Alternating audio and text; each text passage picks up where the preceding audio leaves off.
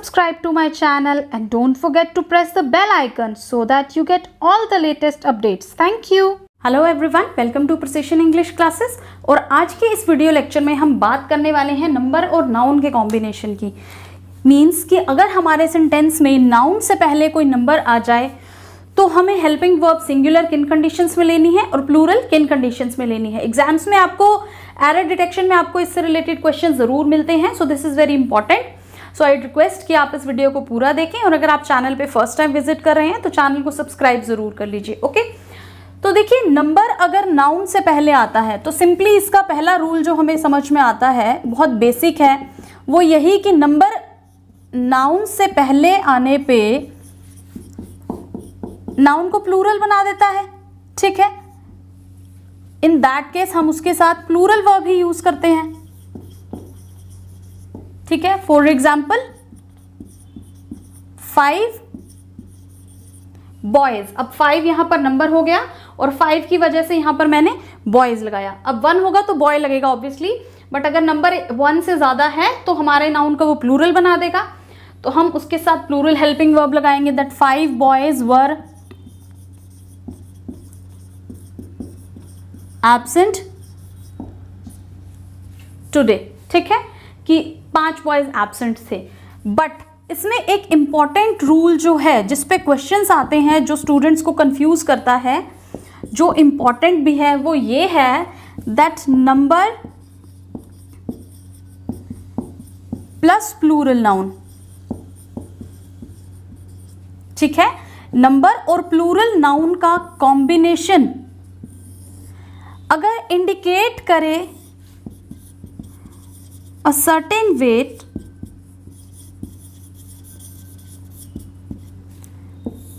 a certain height,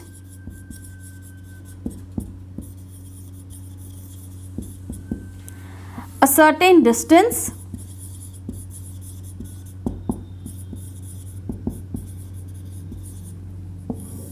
a certain amount,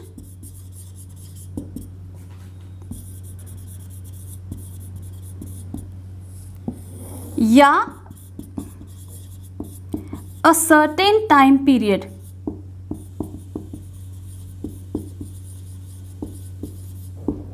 ठीक है, अगर नंबर और प्लूरल नाउन मिल के हमें दर्शा रहे हैं a certain weight, एक निश्चित वजन, a certain height, कोई हाइट, डिस्टेंस दूरी, अमाउंट पैसे से कि कुछ एक निश्चित कुछ सम की तरफ हमें बता रहा है। ठीक है, कोई निश्चित राशि की तरफ हमें बता रहा है, या टाइम पीरियड। ठीक है, तो नंबर और प्लूरल नाउन का कॉम्बिनेशन होते हुए भी हम हेल्पिंग वर्ब क्या यूज करते हैं? सिंगुलर वर्ब यूज करते हैं। ठीक है, ये बहुत इंपॉर्टेंट है, इस पे क्वेश्चन आता है। एग्जाम्पल से समझते हैं।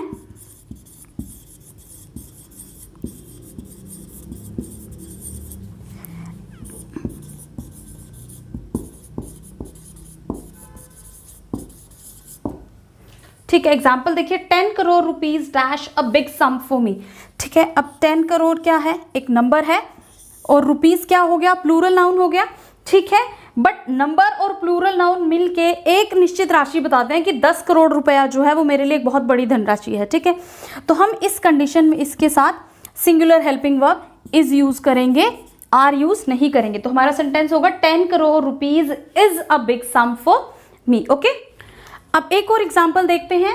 देखिए, 5 kilometre dash not a long distance to travel on foot. अब देखिए, 5 क्या हो गया? नंबर। ठीक है, और किलोमीटर्स क्या है? हमारा प्लूरल नाउन हो गया। तो नाउन और नंबर है, प्लूरल नाउन है। ठीक है, बट हमें सेंटेंस क्या बताता है? That 5 kilometres not a long distance to travel on foot, कि 5 किलोमीटर पैदल चलना कोई बहुत बड़ा डिस्टेंस नहीं है। तो ठीक है, तो 5 किलोमीटर एक निश्चित दूरी उन्होंने बता दी।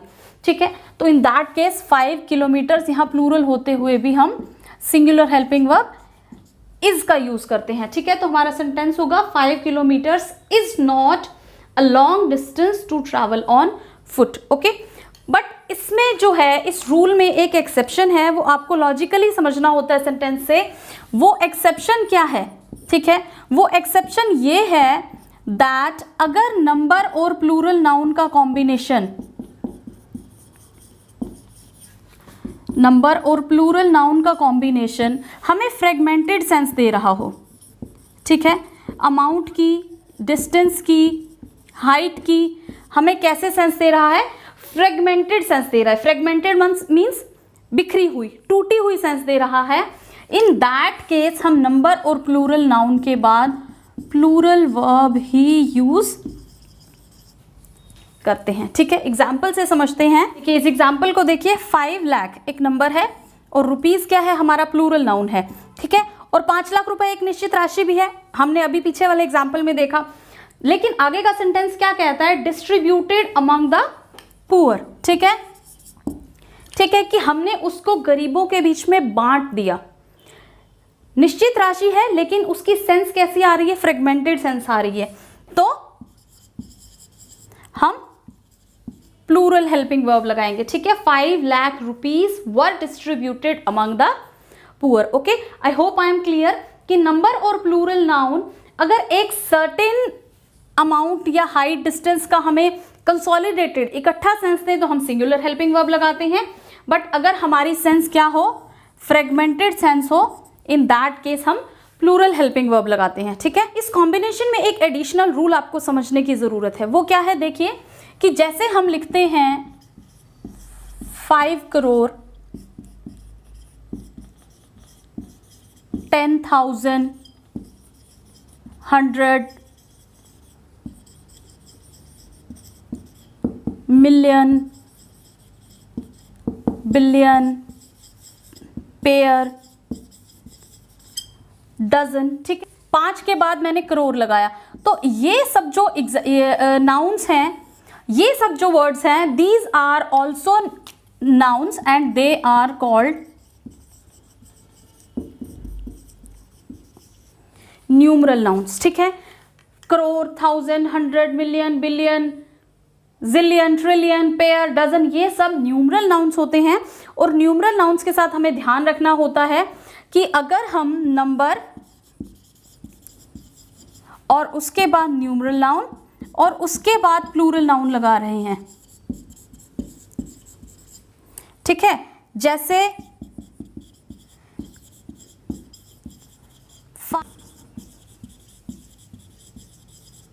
बनानास। ठीक है, तो आपको ये देखना है कि यहाँ पर नंबर के बाद हम न्यूमरल नाउन को सिंगुलर फॉर्म में ही यूज करते हैं। हम यहाँ पर 5 डजन्स ऐसा कभी नहीं लिखेंगे। ठीक है, जैसे आप लिखेंगे 5 करोड़ रुपीज, हम यहाँ पर 5 करोड़ रुपी ऐसा नहीं लगाएंगे। नंबर के बाद जो न्यूमरल नाउन आता है, माने नंबर और प्लूरल नाउन के बीच में जो न्यूमरल नाउन आएगा वो सिंगुलर फॉर्म में आएगा।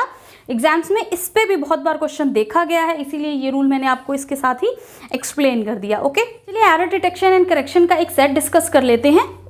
सो पहला एग्जाम्पल है 10 crore rupees has been spent on this project. ठीक है, तो 10 करोड़ हमारा यहाँ पर क्या है? नंबर, और रुपीज क्या है? प्लूरल नाउन, और हम हेल्पिंग वर्ब क्या लगा रहे हैं? सिंगुलर हेल्पिंग वर्ब लगा रहे हैं। ठीक है, अब हमें सेंटेंस की सेंस को समझना होगा। 10 crore rupees has been spent. Spent हमें कीवर्ड है यहाँ पर। स्पेंट हमें क्या बता रहा है?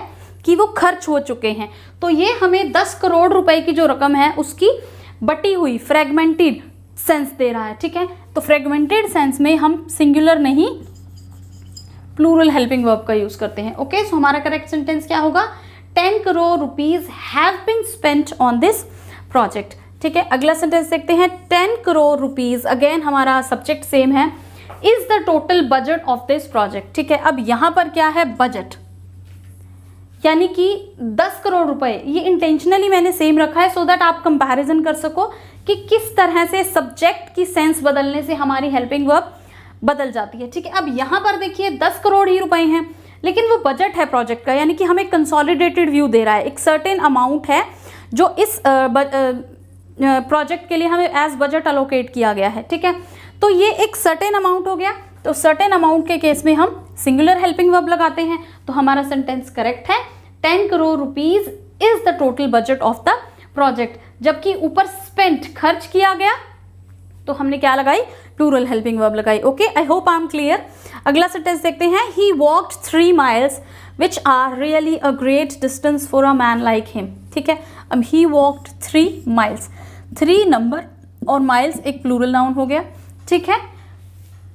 Walked is the distance which he has walked, वो चला है एक डिस्टेंस, एक सर्टेन डिस्टेंस है, एक फिक्स डिस्टेंस है, ठीक है। तो नंबर और प्लूरल नाउन फिक्स डिस्टेंस के केस में हम सिंगुलर हेल्पिंग वर्ब लगाते हैं, ठीक है। नंबर प्लस प्लूरल नाउन एक सर्टेन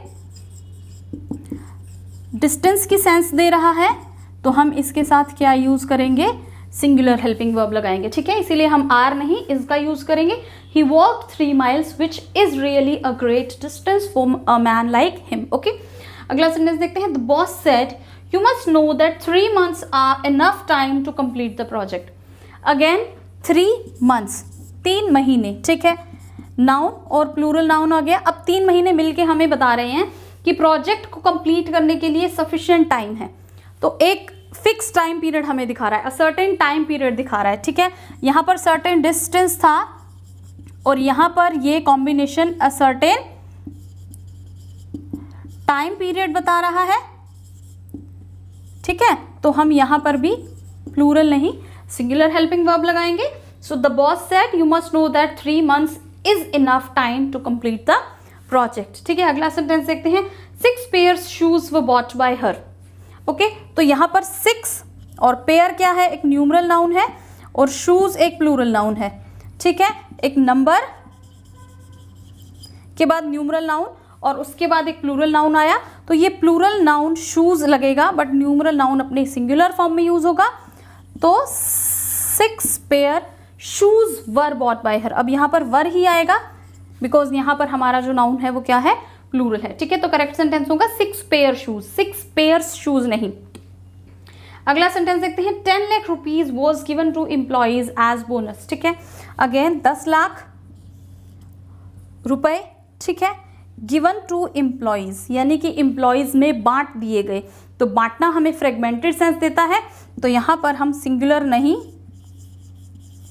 प्लूरल हेल्पिंग वर्ब लगाएंगे, ठीक है। ये इस रूल से अलग है, यहाँ पर फ्रेगमेंटेड सेंस दे रहा है नाउन प्लस प्लूरल नाउन, तो हम उसके साथ प्लूरल वर्ब यूज कर रहे हैं। तो 10 lakh rupees were given to employees as bonus. अगला सेंटेंस देखते हैं। Don't you think that 45 minutes are enough to finish this job, ठीक है। अब 45 नंबर है, मिनट्स क्या है, एक प्लूरल नाउन है, जॉब को खत्म करने के लिए इनफ, ठीक है, कि काम को पूरा करने के लिए इनफ। तो 45 मिनट्स तो एक फिक्स टाइम हो गया ना, सर्टेन टाइम पीरियड हो गया ना, तो हम यहाँ पर प्लूरल हेल्पिंग वर्ब नहीं लगाएंगे, हम सिंगुलर हेल्पिंग वर्ब लगाएंगे, ठीक है। So don't you think that 45 minutes is enough to finish this job, ये हमारा करेक्ट सेंटेंस होगा। सो आई होप आपको आज का वीडियो पसंद आया, तो प्लीज़ इसको अपने फ्रेंड्स के साथ शेयर कीजिएगा और चैनल को सब्सक्राइब करना मत भूलिए। Thank you for watching, thank you and have a nice day.